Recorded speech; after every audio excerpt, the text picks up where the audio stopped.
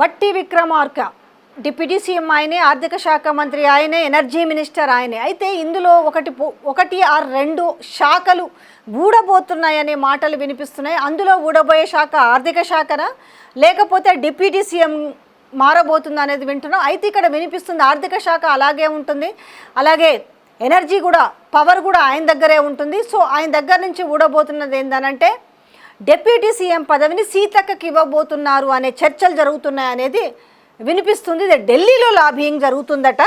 మరి ఏమో, మేబీ జరగవచ్చు. కాంగ్రెస్ పార్టీలో ఏదైనా సాధ్యమే, ఒక్క సీఎం పదవి తప్ప మిగతావన్నీ సాధ్యమే అనడానికి ఇప్పుడు జరుగుతున్న డిస్కషన్సే ఒక ప్రాతిపదిక అని చెప్పొచ్చు. ఎందుకంటే క్యాబినెట్ ఎక్స్పాన్షన్ ఉంది, దాంట్లో కొత్తగా ఎవరు మంత్రులు రాబోతున్నారు, ఎవరి పదవులు ఊడబోతున్నాయి, ఎవరివి షెఫిల్ అవ్వబోతున్నాయి అనే దాంట్లో మాత్రము ఒక లేటెస్ట్ బ్రేకింగ్ న్యూస్ ఏందనంటే డిప్యూటీ సీఎం పదవి బట్టి విక్రమార్క నుంచట సీతక్కకు రాబోతుంది అనేసి ఇది కాంగ్రెస్ పార్టీలో వినిపిస్తున్న మాటలే, జరుగుతున్న చర్చనే నేను మీ ముందుకు తీసుకొచ్చిన.